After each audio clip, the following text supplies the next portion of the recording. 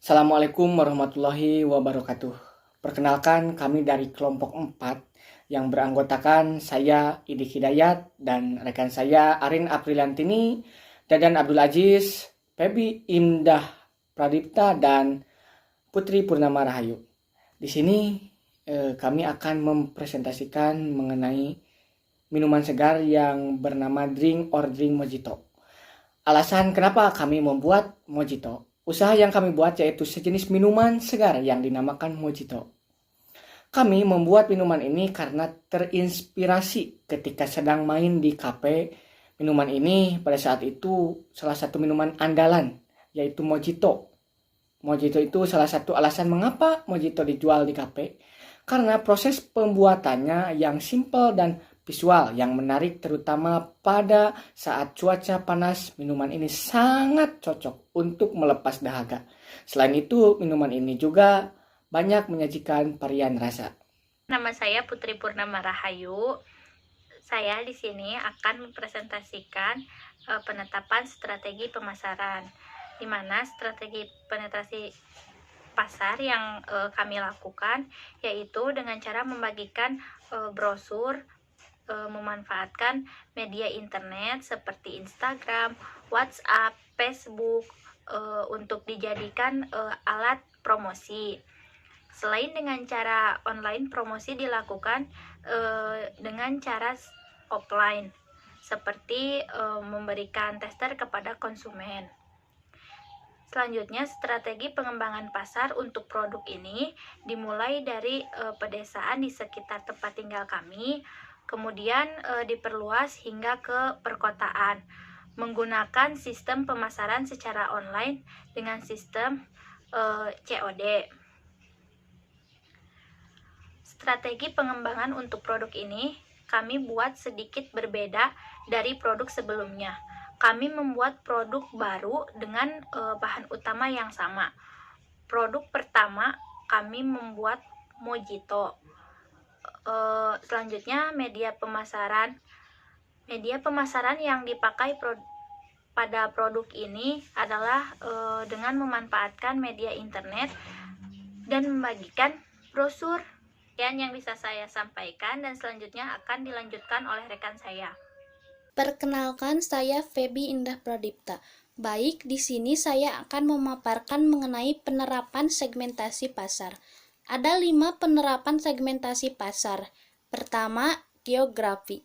Penerapan ini lebih berfokus pada pengelompokan calon pelanggan dari sisi geografis seperti negara, provinsi, kota atau kabupaten hingga sebuah wilayah.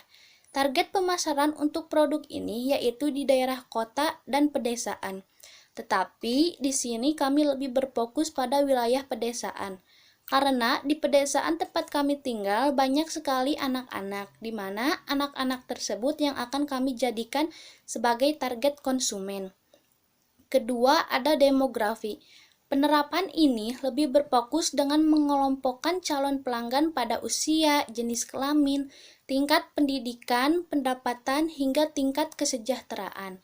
Di sini, kami menargetkan pelanggan dari kalangan anak-anak sampai dewasa. Produk ini cocok dijadikan minuman penghilang dahaga oleh kalangan anak-anak hingga dewasa. Karena di sini kami menambahkan varian rasa seperti melon squash, strawberry lime, blue ocean, dan yang lainnya. Ketiga, psikografi. Penerapan ini adalah cara melakukan segmentasi dengan mengelompokkan calon pelanggan berdasarkan karakteristik personalnya. Pengelompokan segmentasi psikografi bisa berdasarkan kepribadian sikap, nilai-nilai, citra diri, minat, pendapat, hingga gaya hidup. Di sini kami menetapkan harga yang cukup terjangkau. Keempat, behavioral. Penerapan ini adalah membagi pasar menjadi kelompok homogen dengan dasar pola penggunaan produk, respon terhadap produk, atau pengetahuan terhadap produk tertentu. Setiap konsumen pasti memiliki karakter, sikap, dan pengetahuan yang berbeda-beda. Jadi, dalam pembuatan produk ini, kami lebih menekankan kepada kualitas dan kuantitas agar mendapatkan respon baik dari konsumen. Kelima, individual. Promosi lebih ditingkatkan dimulai dari pemasaran secara online maupun offline, agar konsumen tertarik pada produk yang kami jual. Next, ada penetapan harga. Di sini kami menggunakan metode penetapan harga competition based pricing, yaitu penetapan harga berdasarkan harga di pasaran. Drink or drink di daerah kami rata-rata sekitar Rp7.000. Kami menetapkan harga produk kami lebih murah Rp2.000, guna menarik konsumen di pasaran. Kami pun menentukan harga berdasarkan tinjauan harga rata-rata dari kompetitor produk yang sama. Ketika kompetitor menjual produk seharga Rp7.000, maka kami akan menjual dengan harga yang lebih rendah, yaitu Rp5.000. Sekian pemaparan dari saya, selanjutnya akan dilanjutkan oleh rekan saya. Halo, saya Arin Apriliantini. Di sini saya akan melanjutkan apa yang telah teman saya sampaikan sebelumnya. Di sini saya akan membahas mengenai bagaimana sih cara membuat minuman mojito, kemudian bagaimana proses distribusinya, dan yang terakhir bagaimana proses transaksinya. Untuk mengefektifkan waktu, mari kita mulai dari yang pertama, yaitu proses produksi atau bagaimana cara pembuatan minuman mojito. Yang pertama yaitu siapkan standing pouch yang telah diberi identitas dari kelompok kita yang seperti ini. Kemudian yang kedua, larutkan biji selasih dengan air panas ke dalam wadah terpisah. Kemudian diamkan beberapa saat. Selanjutnya, tuangkan sirup marjan ini ke dalam standing pouch yang telah diberi identitas label tadi ya. Nah, setelah biji selasih yang telah dilarutkan oleh air panas tadi direndam sekitar beberapa detik hingga mengembang, kemudian biji selasih ini dimasukkan ke dalam standing pouch yang seperti ini tadi, sekitar 1-2 sendok makan.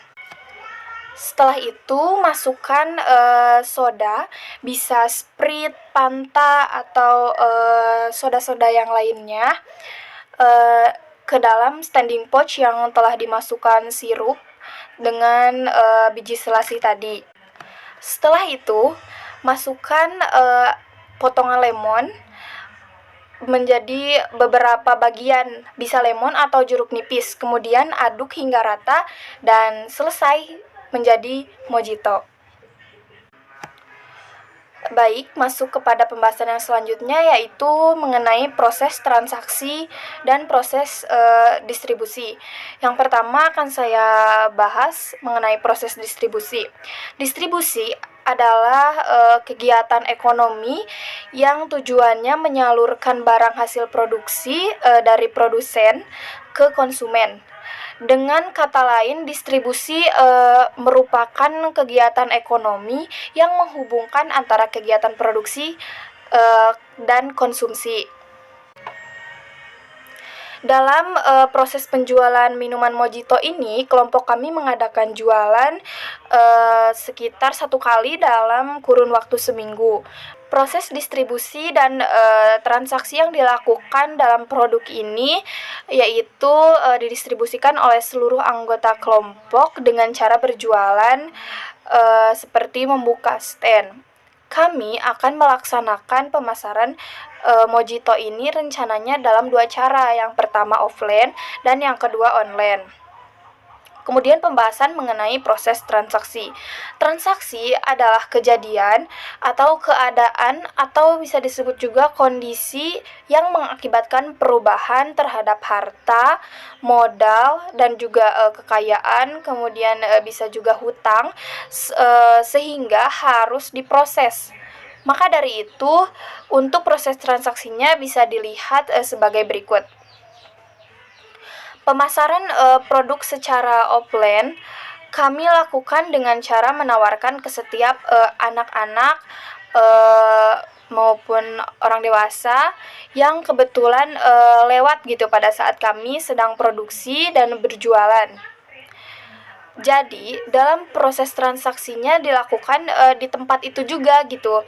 Pada saat kami berjualan minuman mojito tersebut. Sebelumnya mohon maaf, kami hanya melakukan penjualan secara offline dikarenakan ada beberapa hal yang membuat kelompok kami tidak dapat berjualan secara online. Sekian materi yang dapat saya sampaikan, kurang lebihnya mohon dimaafkan. Akan dilanjutkan oleh rekan saya. Saya Dadan Abdul Aziz. Di sini saya akan memaparkan mengenai kendala usaha yang kita jalankan. Kendala yang pertama yaitu jarak rumah masing-masing anggota yang cukup jauh, sehingga sulit untuk melakukan kegiatan produksi ataupun pembuatan produk. Selanjutnya yaitu belum adanya lahan khusus untuk berjualan, sehingga kami harus berpindah-pindah dan harus mencari tempat-tempat yang lainnya.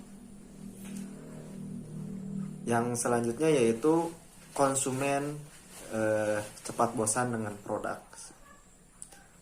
Dan yang terakhir yaitu persaingan pasar.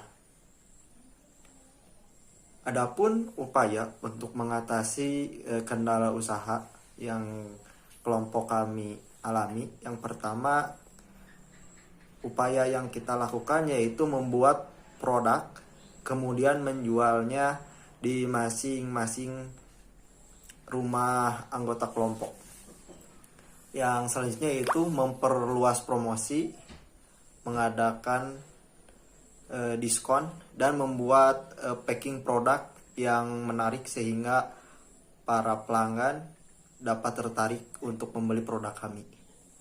Yang selanjutnya yaitu membeli bahan produk sesuai dengan permintaan pasar. Dan yang terakhir yaitu menambah variasi rasa, cita rasa yang berbeda dengan yang lain sehingga konsumen tidak cepat bosan terhadap produk yang kita buat. Baik, terima kasih. Sekian presentasi dari kelompok kami. Mohon maaf apabila banyak kekurangan. Wabillahi taufiq wal hidayah. Wassalamualaikum warahmatullahi wabarakatuh.